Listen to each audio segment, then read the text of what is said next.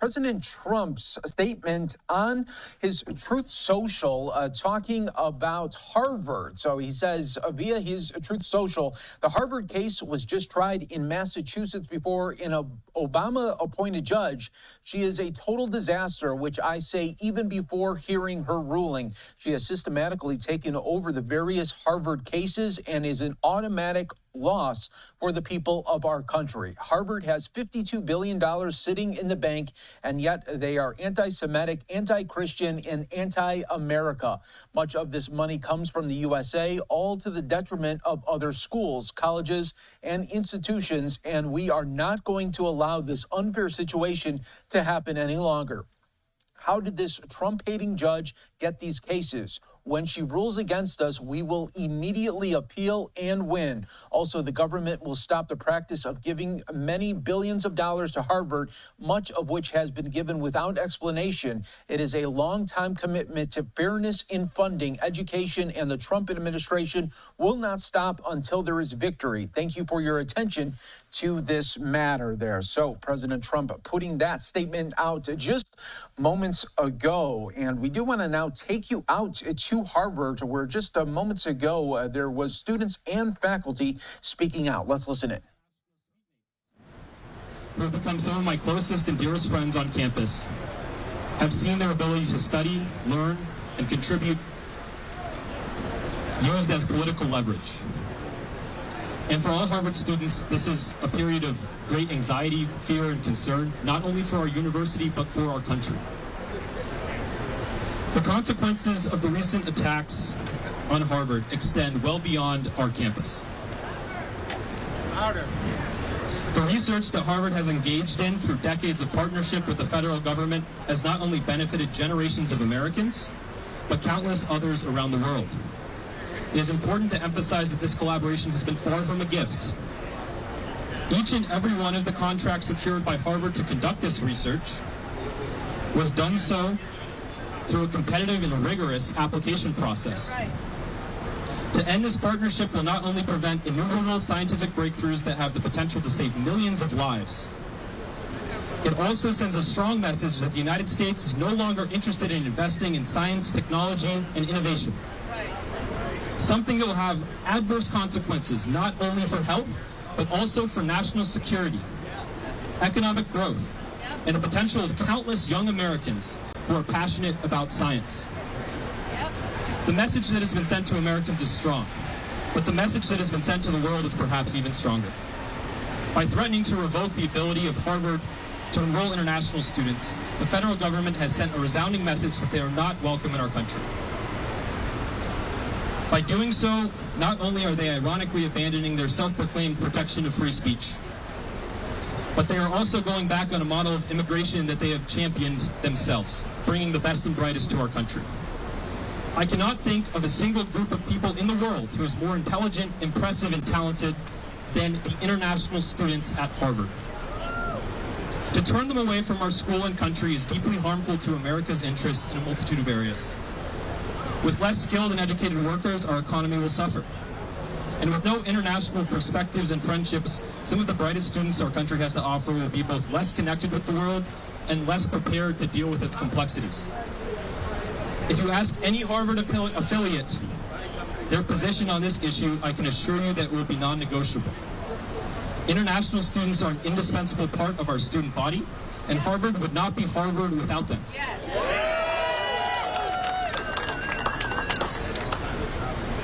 But perhaps the most troubling aspect of these attacks is how vindictive and focused they are on Harvard specifically.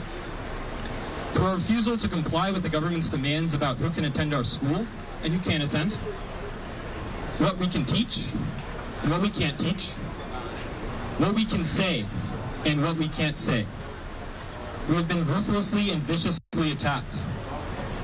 Any society where the federal government can dictate down to the last detail how private institutions like churches, businesses, or our universities can function is not a free one, and certainly not a democracy. Right.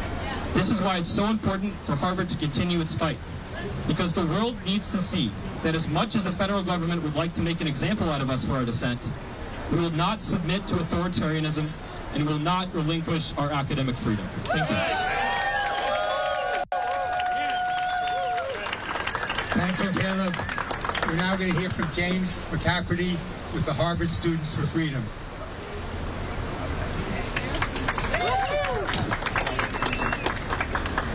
Hello, everyone. My name is James McCaffery. That is James McCaffrey. Closer? How's this sound for everybody? Good to go? Good. I'm not seeing objections, so we're good to go. Louder. Louder. Okay. How's this?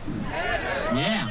Okay. My name is James McCaffrey, and I am the co-founder of Students for Freedom, which is a coalition of Harvard students pushing back against the Trump administration and their overreaching attacks on our university. I grew up in a working-class family in Oklahoma, a very red state. Neither of my parents went to college. My mom was a stay-at-home mom, and my dad was an electrician, and he worked day and night to help me and my sisters pursue our dreams. I used to help him when I was younger. I'd pull wire, repair lights, install plugs, whatever was needed. I never thought that I'd be here today speaking to you as a Harvard student. My story is one of countless examples of the American dream at work. And the reason I'm proud to be an American, and I'm wearing an American flag pin today. Now, I was never much of an activist before this point. My first protest was only 3 months ago. But as President Trump started attacking our university and my peers, I realized I couldn't stay silent and had to take action. Now, there are so many students just like me who are realizing that injustice everywhere is injustice anywhere is injustice everywhere. Right. And so we have hundreds of our peers who have shown up to rallies, and over 300 people signed our recent open letter. Today, I'm here to represent those students and show our support for AAUP's and Harvard University's lawsuits against the Trump administration. As a student, I am proud to stand and show support for the defense of our independence as a university. Now, when the Trump administration decided they wanted to push my international classmates out of the country, Secretary Noem said that they were trying to, quote, root out the evils of anti-Americanism at our university. But you know what I think? I think it's time for us to root out the evils of anti-Americanism in the Trump administration. When you start policing people's language, that's anti-American. When you tell researchers, I won't give you funding if you use these words, that is anti-American. When you start to kick students out of the country because their university didn't do what you wanted, that's anti-American. When you start to arrest people because you disagree with their beliefs, that's anti-American. And when you put politics before progress and defund research that will help everybody here in Boston all the way to my home in Oklahoma, that is anti-American. So I say to you and my fellow students across the nation, it's time for us to be proud of what it means to be American and tell President Trump that he is the one who needs to stop being anti-American. Yes. Thank you.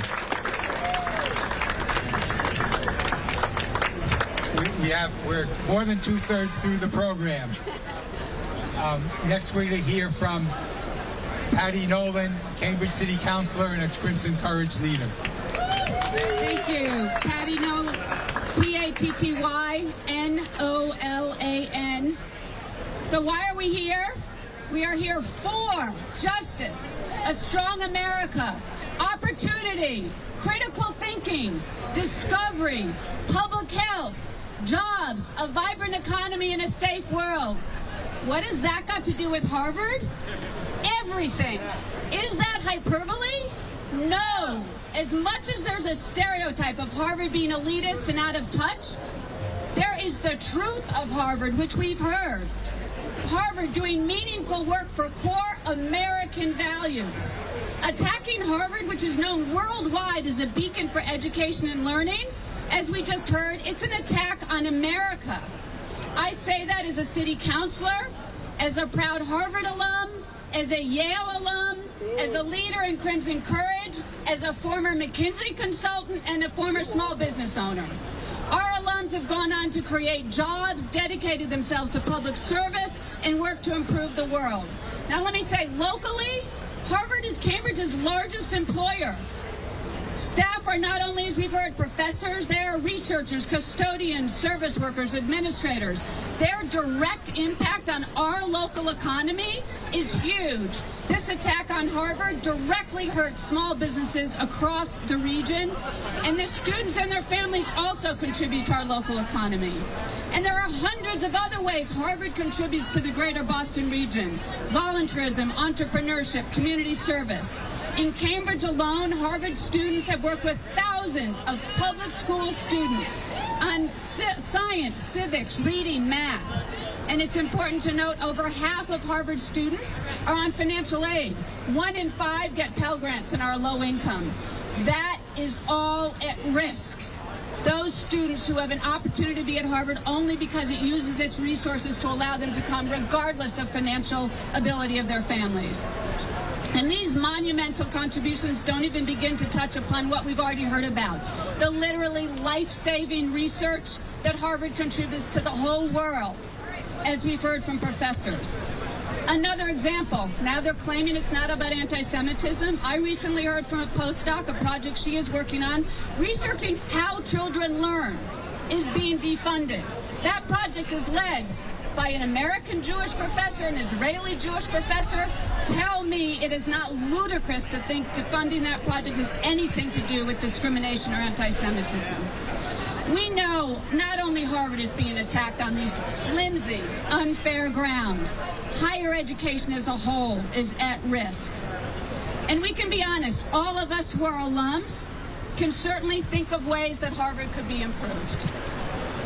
However, in this moment, we recognize that Harvard is being challenged as never before. It is in an excruciatingly difficult position with unimaginable pressure by an authoritarian regime bent on breaking our alma mater, because it will then lead to breaking not just the Ivy League, but higher education across the country.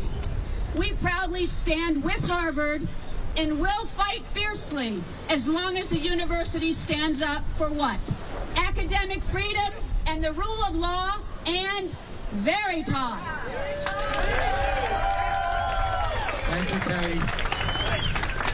Jack Mills, one of the Crimson Courage leaders.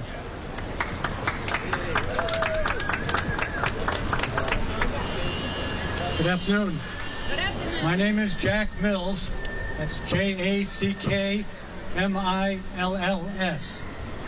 I graduated from Harvard in 1975. I was able to go to Harvard because I had significant financial aid and a dorm crew job. Without that, there's no way my family could have afforded it. I'm here, first of all, to thank all the rally people for coming today. Thank you so much. We are here to support Harvard and the AAUP in their lawsuits. We're here to defend higher education as a pillar of democracy. Yes. We're here to defend Harvard and higher education institutions nationwide. Yes. We're here to defend the right of international students to attend higher education, which is under such threat. We're here to defend employees from losing their jobs, from cuts in funding that have to do with who we are and what we think, instead of what can be done to benefit our country.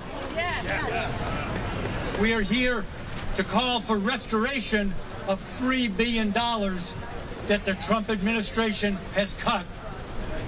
Yes. Yes. We are also here to make sure that students are physically safe and have the right to express their viewpoints. And we are growing. At this very moment, there's a rally in Washington, D.C. simultaneous with this one, which is circling the White House. So join me now for some call and response. Say hands off. Hands off. Say hands off Harvard. Hands off Harvard. Hands off higher education. Hands off higher education. Hands off human rights. Hands off human rights. Hands off democracy. Hands off democracy. We need to talk about the future. Crimson Courage needs you to keep on keeping on. Build on today. Be sure to sign up with Crimson Courage. Sign up to achieve Crimson Courage's goals for Harvard and nationwide for higher education. Yeah.